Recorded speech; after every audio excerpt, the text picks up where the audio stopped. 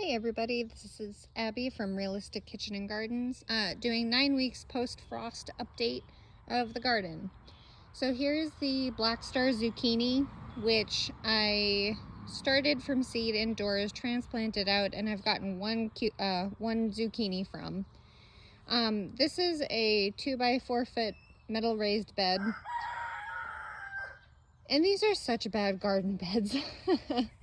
I don't know if this zucchini is now fully diseased or what, but this was nice and full the other day and it's soft and shrinking and diseased, and I should really cut it off. I've tried fertilizing it, but these beds dry out so quickly. I feel like this plant is just struggling. So we'll see if that continues to flourish. On the bright side, the marigolds are having a grand old time. Sunflowers are having fun. Florenza sunflowers. This was one I transplanted. This left-hand one was a transplant and this right-hand one was a direct seed. So seems like they're pretty on par with each other. Although the ones that I transplanted seem to branch more than the ones that I direct seeded, which I don't know if that's an actual thing or what. This is the other transplanted one, and the other one that broke and fell was a direct seed that grew up. So I don't know. These poor sunflowers, I can never get a nice photo for you guys because I have a number of male goldfinches that just come immediately and start pulling seeds. Actually, this one has actually started to develop some seeds in it. You can see the little bottom heads of the seeds. That's the flower. And underneath are the little bases of the sunflower seeds. They're a lot smaller than what you get in the grocery store because, you know, they grow giant varieties of them. Anyway, we're going to ignore all those beds over there by the patio because they're just ratty and I haven't reseeded everything and nothing's coming up yet. Japanese beetles are ravaging my poor lemon balm, but it's trying. It's pushing out new growth. I finally set a Japanese beetle trap I'll show you when we get over to the garden. And my 2 lemongrass are carrying on. You know, they're fine. I cut almost all of the flower heads off of the yarrow because I'm so sick of yarrow spreading everywhere. There are the heads. This is actually a wood mint that I transplanted, so this is a wild variety of mint. I love the flowers on mint. They're so fun. Calendula are, you know, doing their thing. I think they look kind of ratty, but life goes on. Lovage is still hanging on. Say hi, chickens. Hi, chickens. We're doing a repair on this, so they have this today. I guess I'll start with this. Yesterday, I rented a rototiller, an 8 horsepower rototiller. So I think that's basically the biggest one you can get that isn't attached to an actual tractor. And I tried to rototill in this line of row. This is row, this is going to be E, F, G, H. So this will be the last row in my garden. And this is where the garlic is going in the fall, in October. So I tried to rototill this in, but it's been so dry and it's clay, so it's not going to do anything. The rototiller bounced off the ground and basically just tore up whatever grass it grabbed at the time. So this is the effect of what this cardboard is doing. The cardboard was put on the same time in these. It kind of did what I wanted, but I didn't leave it long enough, so I planted buckwheat and tiller radishes, which is a variety of daikon radish, but they get something like 12 or 18 inches long. So they're good for breaking up the ground, and buckwheat is a good, well, first of all, bees love it, but buckwheat is a good cover crop to just help nourish the soil. I'm trying to think of what family it's in. I feel like it's in the legume family, but I really can't remember. So these 2 rows are going in and hopefully getting started. This has no plans until this next spring and summer. So I'm going to take my time with this one and see how it goes. And if we ever get a really decent rain that softens the ground up a lot, I will try to rototill this. It's just going to be the best way to break up all this clay. And I won't rototill every year because rototilling actually creates like a bottom, it like creates the bottom of a bed type of thing effect if you repeatedly rototill. So speaking of rototilling, I haven't edited the video yet, but here's the row that I rototilled yesterday with the rototiller. Now this had been broad forked, and this is where I found that giant log that I showed a picture of on my Facebook. And the log was actually right along here. So this is the Hungarian hot pepper, Hungarian block hot pepper. And then this area from this little stake here is going to be my Brussels sprouts. I've finally switched them. I'm gonna have to kill off, I'm gonna be able to get 6 each of the red and green Brussels sprouts in here. So I'm gonna have to kill off 2 plants, but you know, the joy of changing plans. Because these potatoes are gonna have to completely die off, and then 2 to 3 more weeks before the harvest. And these Brussels sprouts are so old, they need to get out of their pots. They're almost 3 months old.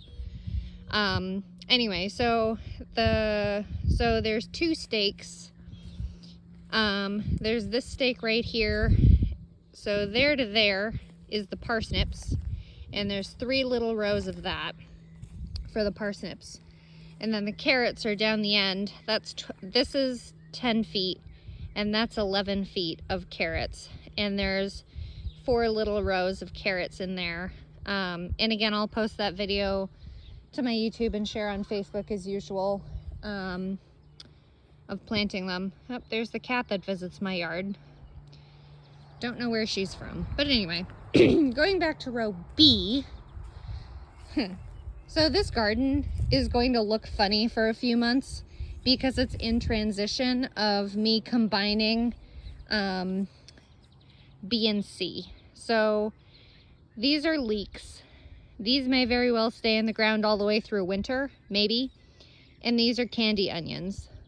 So the original plan that I made for this grow season had 1, 2, 3, 4, 5 rows, including the potato row. And all 3 of these rows are super narrow, or the pathways are well, the rows and the paths are both super narrow. As you can see, there's not really a visible path down these when you get to the point of the tomatoes, peppers, and green beans. Those green beans, don't get me started on those green beans. So once all of these are out, I will be able to rototill in the path. So this may make it easier for you guys. So this is the border for A. This is the border for the path. This is the border for C. So B is completely going away. There will be no B row anymore. Just to make planning easier on my gardening app that I've showed you in the past. Excuse me. So this is the border for the second path. This is the border for D, which is pretty on par actually, it's just narrow. Again, the border for the path. And then this is pretty on point, the border for E, which is currently the potato row. Not that you can tell because the potatoes are just going literally everywhere because they're starting to die off. So anyway, carrying on with that. So this garden's gonna look a little crazy for a while. But anyway, so leeks are doing really well. I had to water last night because if I didn't water, it wouldn't rain, because that's how things always go. I think one of my leeks is going to seed, which I didn't know I would do in the first year, but life goes on. Basil is going crazy. This garden is just going absolutely bonkers and I love it, but I'm sure people with severe OCD of needing really, really, really neat areas is just gonna see this and just die. So tomatoes are doing really good. This is the giant Roma that I've gotten. These were actually plants that I got for free from a farmer of mine that I frequent at the farmer's market, because he had a lot of extra plants, but they looked really ratty, so he didn't want to sell them. So anyway, technically I have 4 of those. This one is still living in the teeny tiny pot that's like this big, and the pot is right there with a spider on it. That's the pot. So this plant is actually producing fruit. It's going to be smaller, but there it is. This is a plant that I actually broke the original leader off of, stupidly, but there it is. This is my original opal dark leaf basil that is flowering, and I love the flowers. They're so pretty. They're pink. Turning around for a minute, another Thai basil. This is the prism pepper. So it's popped up nicely after I pulled off those 2 baby peppers. Marigold that I direct seeded. This is the gold star. I don't see any fruit on it right now, but this has popped up nicely too. This is one of the giant basils. My basil is being ravaged by Japanese beetles, as well as my green beans are partially. A nasturtium that is technically seeded on this side, but it's decided to lay in the aisle. And then this is the last of the giant Roma, which has some of the biggest fruits that I'm most excited about. And then in here is this is my Brandywine, which is branching a ton. I think it has 3 or 4 liters on it. But this is the original fruit that first came off, that was chewed on by that chipmunk eons ago. And it's pretty thoroughly in the pink stage. I could pick it now, but I'm gonna let it ripen on the vine. And I'm really loving the nasturtiums in the garden. I didn't realize they would get so big, but it's kind of nice because they're just so airy and they're kind of spicy. So I feel like they are providing a bit of pest protection, but they also hide things, so it's kind of nice. Another basil. This is the original first, number 1 of the Sun and Vesuvius sweet peppers. And this is the one I just left and let die. Not really on purpose, but the other 2 down the end, so there's 4 of them. So there's one here that you can see right around the edge of that basil. There's another one that's very small that I fertilized with potassium, and they magically came back to life. This is the only original orange Sun and Vesuvius pepper that I did fertilize with potassium, just because I remember last year they were really lacking. And it has a number of fruits on it, so I'm super pumped about that. I love that red nasturtium. I'm gonna have to save seeds from that. And then the 3 San Marzanos. I'm not loving these plants, and I can't find, that's the tag from it, but the tag doesn't say if it's a determinate or indeterminate tomato. And by the way they behave, I'm thinking they're determinate compared to these crazy vining indeterminates.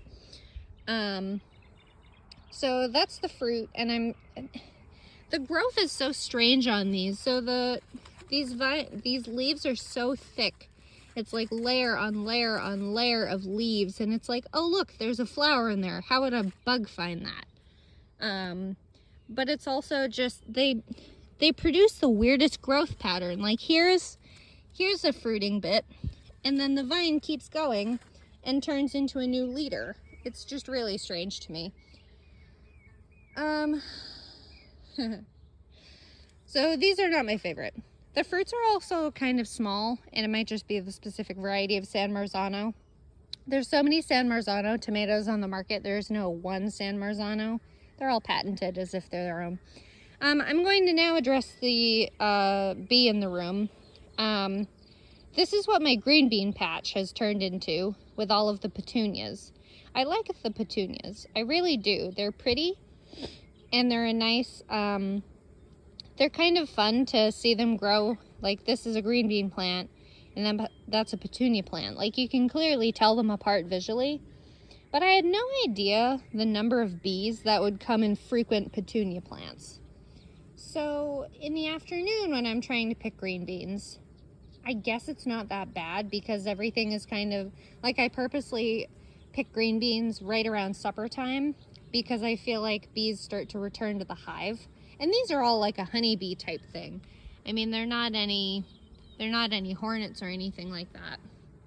So all of these things have gone back to the hive, but you'll still catch a couple that have either like fallen asleep like they do in the squash blossoms, that kind of thing. But it just, you know me and bush beans, you know I hate it. This is the new variety of bush bean that is the green stringless. So these plants have these little pink flowers, and that is a slenderette green bean with the white flowers, and the slenderette has all the blossoms and fruit on the bottom, where these green stringless have them on the top. And you can see a little baby green bean right there, itsy bitsy. So I don't know, I still think I'm gonna try purple bush beans next year, because at least then the green bean will look like that color, or a little darker, like a dark purple. So at least you can tell them apart from the stem, because that's my issue, is they just look like the stem. Anyway, I'm going to stop complaining about green beans because I know I do it all the time. Let's get around here to this new pathway. This is my cantaloupe. What's this thing's name? Hannah's Choice. Hannah's Choice cantaloupe. I thought this was going to be a fruit, and they're weird and hairy. I didn't expect a cantaloupe to be hairy as a baby, but here they are. There's another one. Hopefully that one got pollinated, but I'm not expecting it. I don't know what it is about melons, but melons and me don't work. Let me take a step back so you guys can see the craziness of the spaghetti squash. So I think what I've counted on here is 11 or 12 fruit. There's another blossom. That's a male blossom though, so 12. There might even be 13, because there's actually a little fruit hanging right there, and I think that's the smallest fruit there is. God, it must be running out of steam to actually be able to produce fruit. I mean, I can't imagine the energy requirements. And I finally remembered that this is indeed 2 plants. So that makes me feel a little bit better, I guess. That was one of the pumpkins. I forget which one's surviving, but there's the spot where the pumpkin was, and there's a cosmos and a nasturtium, and I can't think of what else. Marigold, all that stuff. That's the spot where the watermelon was, and some weeds, because this was the row. This was exactly where the onions were, and that was where the cabbages were. You can actually, I don't know if you guys will be able to pick it up on camera, but I think it's right around there. I actually cut the cabbage right at the ground and just left the stem in there to disintegrate, because I didn't want to tear all the dirt out. And then this is the other pumpkin, which is surviving. And look at the size of that pumpkin though. Look at the size of this pumpkin already. I can't remember if this is Kai Kai or Naked Bear. I'm gonna have to look at it one of these days. But again, this is the other hull-less pumpkin. That's supposed to be good for both pie and hull-less seeds, also called pepitas. And then my butternut squash is actually really starting to take off. The fruit there. This is probably the biggest fruit. It looks a lot bigger on camera, but it's only about 4 inches long. They'll get way bigger than this. You guys know butternut squash. It's a true butternut squash. It's not one of those little dinky honey nut things. So I think there's 4 or 5 fruits. Oh, plus that female blossom that's ready to open up there. And then this is a female blossom that's open right now. Can you please stop? These lovely people would like to finish seeing my garden. Can you cool it? That'd be great. Thanks. Okay, and then the only thing that's here is my pugnette cucumber. This is the one this is the only cucumber. This is the size of it now. I should really pick it today before it gets eaten by something. Here's another female blossom. Here's the new, I forget what the name of it is called. I think it's Telegraph or something like that. That's struggling. Here's the H19 little leaf cucumbers, and they're just that. They're quite small. It's a little bit kind of overcrowded here, to be fair. So they're not happy about it, but they haven't died yet. This one is, though. This one's dying. Don't know why. But here we are. And that's the garden. I guess I could show you my celeriac, but it really hasn't changed that much. It's continuing to bulb up. I'm continuing to pull leaves off it as they fall sideways. And that's my garden right now. Gearing up to get ready to start that area over there for a shed. And that's really it. I love how much bees like the squash blossoms. I think it's fun. I mean, that's just a male flower. It's not really doing anything. And I wonder if I'll get more than one pumpkin from that pumpkin plant, because at this point I only see the one pumpkin. I think I might have saw a second female blossom, but it's not really doing anything. But anyway, that's what I got for you this week. He finally settled down like the jerk he is. He wants treats. Like this kind of stuff, please like, comment, and subscribe for more.